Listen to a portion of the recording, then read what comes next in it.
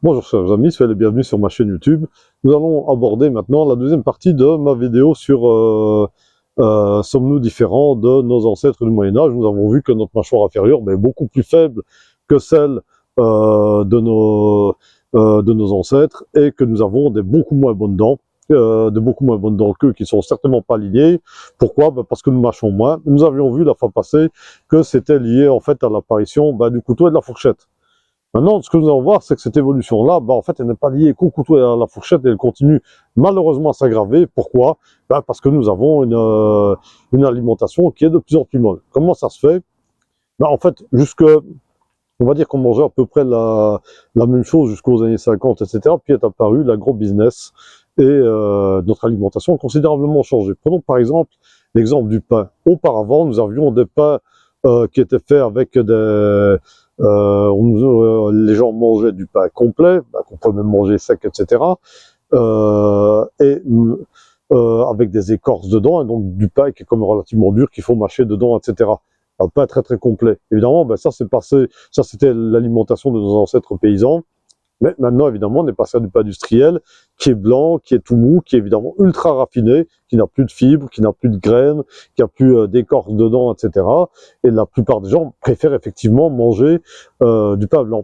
Et alors, ce pain blanc, on l'avale comme ça quasiment sans le mâcher. Et il en est de même par exemple, pour la viande. Parce que c'est vrai que dans la vidéo précédente, j'ai dit que nos ancêtres du Moyen-Âge rongeaient les os, mais cette habitude de ronger les os, en fait, elle a duré jusqu'aux années 50, 60, etc. Et puis ça a diminué. Pourquoi? À cause de l'élevage industriel, tout simplement. Pourquoi? Vous avez par exemple dans le cas de la volaille. Les volailles dans le temps, c'était quoi? C'était des poules qui couraient et qui étaient très très musclées. Alors donc ces poulets élevés au sol, mais ils avaient une chair qui était quand même fort dure et il fallait comme tirer dessus pour manger. Vous avez déjà, si certains d'entre vous, ou même j'ai vu qu'il y avait des personnes de l'Afrique subsaharienne qui me suivent même sur ma chaîne, vous savez, vous connaissez vos poulets bicyclettes, il faut quand même avoir de bonnes dents pour mordre dedans. Pourquoi? Parce que c'est des bêtes qui ont couru. Maintenant, malheureusement, nous avons des poulets dont la chair n'a aucune consistance. Pourquoi? Parce qu'ils n'ont jamais couru. Ils sont élevés dans des cages complètement hors sol. Et c'est ce qui fait que cette viande-là, finalement, elle est caoutchouteuse, elle s'arrête facilement. On peut même l'avaler sans la mâcher. Une autre évolution concernant l'évolution de ces poulets-là, c'est que depuis les années 60, 70, 80, on a développé des poulets avec des poitrines de plus en plus grosses. Pourquoi? Parce que les gens préfèrent manger des blancs. Et alors, avec le fast-food, on a la mode des hamburgers de poulet, etc. Et qu'est-ce que ça va faire? Encore une fois, il n'y a pas des os à ronger, il n'y a pas à mâcher, etc. Et quand c'est pas ça, c'est carrément de la chair de poulet reconstituée, etc. Donc nous avons une alimentation industrielle qui ne présente, voilà, donc on peut l'avaler sans effort. Évidemment, c'est tout à fait, les conséquences de ça sont tout à fait dramatiques. Il en est de même par exemple pour la viande des autres animaux. Prenons par exemple le porc. Le porc, avant, les gens mangeaient tout dans le cochon. Maintenant, on a fait des porcs avec des grosses fesses et des grosses cuisses pour faire du jambon. Alors, conclusion, il n'y a pas d'os dans le jambon, il n'y a rien à ronger. Donc, les gens préfèrent manger des morceaux de viande sans os. Et évidemment, comme le porc industriel, c'est pas un cochon qui a couru dans des champs, etc., qu'il est élevé dans un petit espace restreint, évidemment, il n'a pas une chair ferme, etc. Donc, on a des animaux avec des chairs de moins en moins fermes. Le bœuf, le bœuf, comme le bœuf qui a couru, etc., il n'y en a quasiment pas. La plupart des vaches qu'on mange, c'est déjà des races blanc-bleu avec une musculature énorme, mais c'est des bêtes qui ne peuvent pas courir et leur chair est extrêmement tendre. Donc voilà, on a créé de la viande molle qu'on n'a pas besoin de mâcher. Alors les conséquences de quoi? De ça va être quoi? Que de plus en plus de gens vont avoir des problèmes digestifs.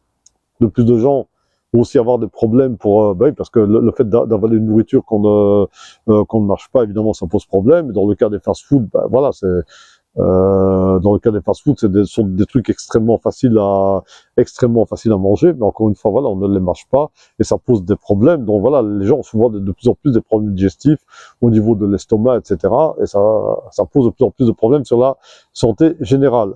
Et l'autre problème qui va venir avec ça, c'est qu'il y aura des problèmes respiratoires, parce que comme la mâchoire devient de plus en plus étroite, les gens ont des problèmes pour respirer, etc. On a des problèmes d'apnée dans le sommeil, des problèmes de ronflement. Donc évidemment, avec l'alimentation industrielle, ça ne va pas s'arranger.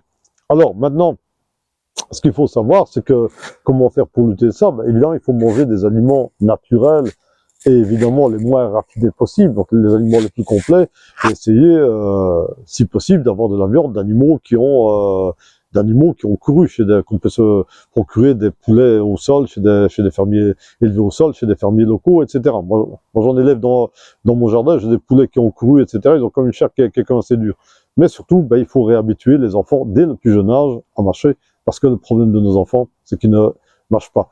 Vous voyez ici, on a une évolution qui n'est vraiment pas positive, et en plus, ça a quand même pas mal de problèmes sur notre santé, malheureusement. Alors c'est vrai que dans la vidéo précédente, ben, je parlais des Africains qui, eux, ils rongent encore les os, etc. Mais ce qu'il faut savoir, c'est que la viande que va manger l'Africain, c'est la viande d'un animal qui a vraiment couru. Alors là, ben, évidemment, il faut tirer sur la chair. Maintenant, voilà, on ne peut pas faire...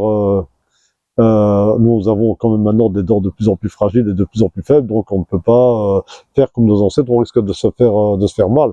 Ce qu'il faut faire, c'est de réhabituer les enfants à marcher depuis qu'ils sont tout petits. Mais voilà, je vois que ma vidéo, elle dure déjà depuis 6 minutes et mon café est en train de refroidir. Donc voilà, ben, si vous avez aimé cette vidéo, si ça vous a intéressé, mettez un like, partagez, mettez un j'aime, abonnez-vous également à ma chaîne. On va continuer à faire des vidéos dans le même genre. Et n'oubliez pas, moi j'aime bien que ce soit interactif. Si vous avez des réactions, si vous avez même des suggestions concernant d'autres vidéos ou d'autres sujets que vous voulez qu'on aborde sur cette chaîne, mais si je sais que j'aborde des thèmes assez vastes, voilà, je suis vraiment ouvert aux interactions et à toutes les suggestions. Je vous souhaite une très très bonne après-midi et profitez du beau temps. C'est quasiment le printemps. À bientôt, au revoir.